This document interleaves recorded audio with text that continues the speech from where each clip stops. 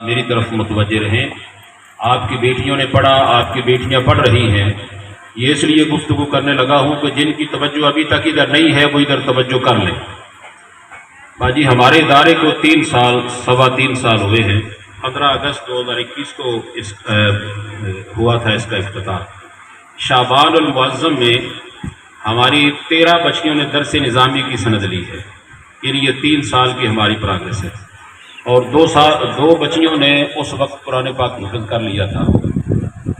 شعبان کے بعد رمضان ہے، رمضان کے بعد اگلا مہینہ، تو 2 بچیاں وہ اور 4 آج جنہوں نے آخری سبق سنایا ہے۔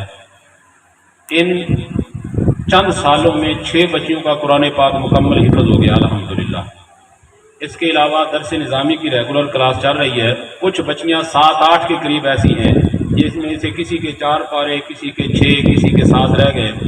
آگے ہم سوچ رہے ہیں کہ آگے جو ہمارے بھائی چودھری ناصر حسین صاحب کا ختم پاک آ رہا ہے وہ بھی اسی طرح ہم کریں گے، اور اگلی بچیاں جو 6-7 ان 2 ماہ میں مکمل کر لیں گی انشاءاللہ، ان کی تکمیل کی تقریب بھی ہم یہیں پہ کریں گے۔ اور یہ تقریب صرف قرآن مجید کی حفظ کی تکمیل کی ہے، اسناد کی نہیں ہے۔ اسناد کی تقریب انشاءاللہ تعالی جس طرح مدارس کا ایک سسٹم ہوتا ہے، شعبان المعظم میں وہ درس نظامی پلس حفظ القرآن، ترجمہ قرآن، وہ تقریبیں اسناد اپنے مقررہ وقت پر انشاءاللہ ہوگی۔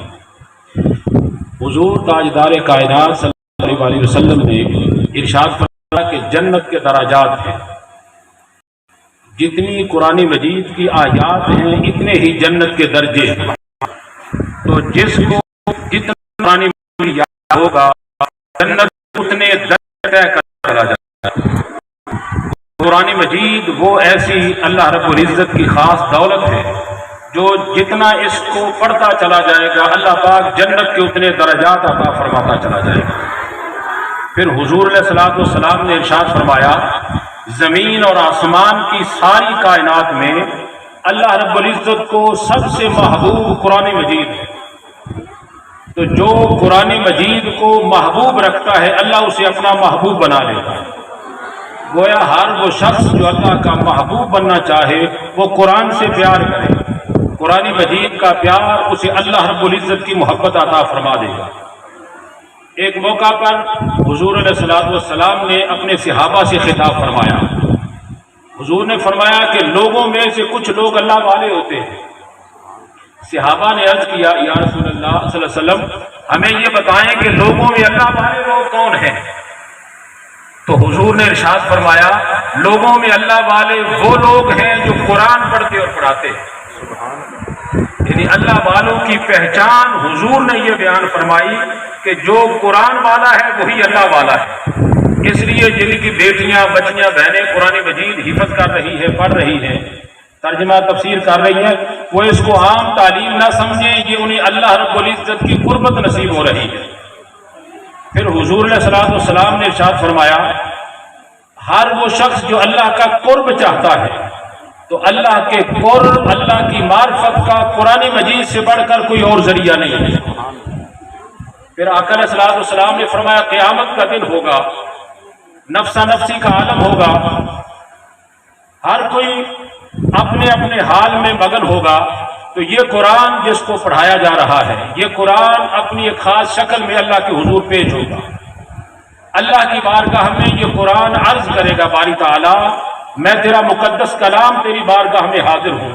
اللہ پاک فرمائے گا میرے قرآن مانگ کیا چاہتا ہے؟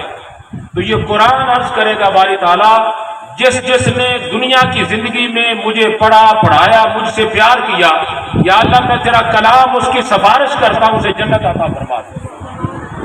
تو اللہ تبارک و تعالیٰ اس قرآن کی برکت سے اور قرآن کی سفارش سے قرآن پڑھنے والوں اور قرآن سے محبت کرنے والوں کو جنت عطا فرمائے گا۔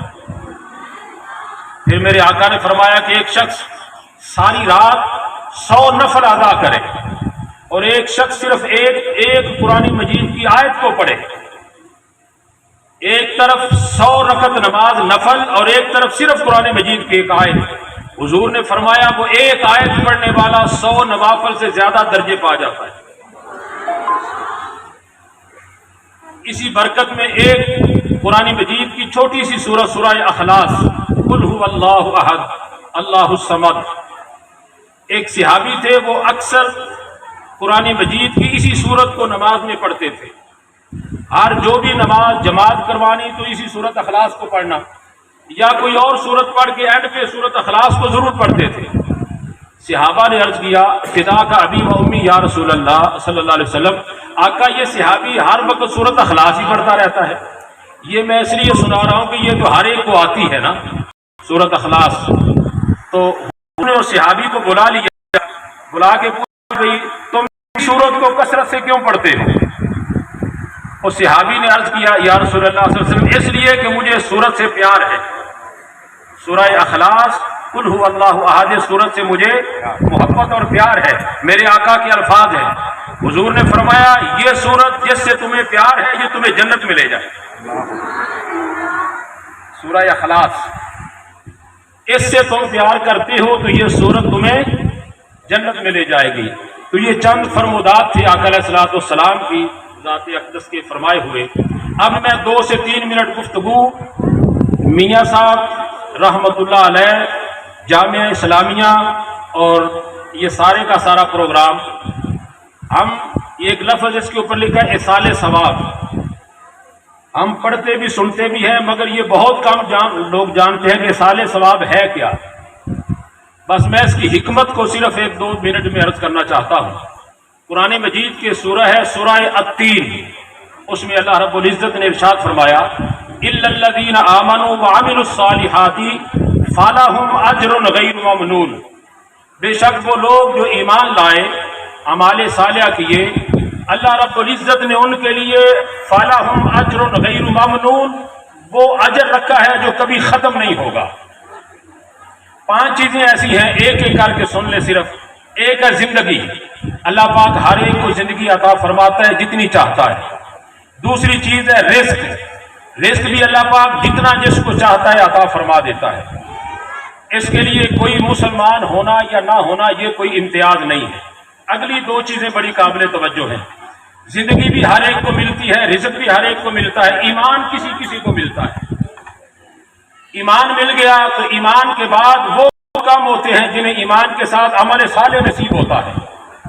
ایمان بھی نصیب ہو گیا، عمل صالح بھی نصیب ہو گیا، تو عمل صالح کر کے جو دنیا سے چلا جاتا ہے. بس یہ 2 جملے میرے توجہ سے سن لیں، یہی میری ساری گفتگو کا محاصل ہے. ایمان کے ساتھ کوئی ایسا عمل کر کے آدمی چلا جاتا ہے، خود تو وہ عمل کرنے کا سلسلہ ختم ہو جاتا ہے، منقطع ہو جاتا ہے، مگر اس عمل کا جو اجر ملتا ہے قرآن مجید کی کئی آیات میں ہے. مگر میں نے جو آیت مبارکہ پڑھی ہے اس میں اللہ پاک نے فرمایا آمنوا وعملوا الصالحات فلہم اجر غیر ممنون. وہ لوگ جنہیں رب کائنات نے ایمان کی نعمت اور دولت سے نوازا، پھر وہ زندگی میں کوئی ایسا عمل کر گئے جو بعد میں وہ خود تو نہ کر سکے مگر وہ عمل جاری ہے. اس عمل کی برکت سے رب کائنات نے فرمایا فلہم اجر غیر ممنون، میں وہ انہیں اجر عطا کروں گا.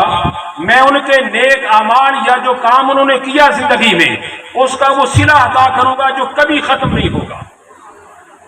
اجر غیر ممنون کا معنی ہوتا ہے کہ جو کبھی تعطل کا شکار نہ ہو، کبھی منقطع نہ ہو، مسلسل جاری رہے. وہ اجر کبھی نہ ختم ہوتا ہے نہ معطل اور تعطل کا شکار ہوتا ہے، وہ مسلسل جاری رہتا ہے، اسے اجر غیر ممنون کہا جاتا ہے.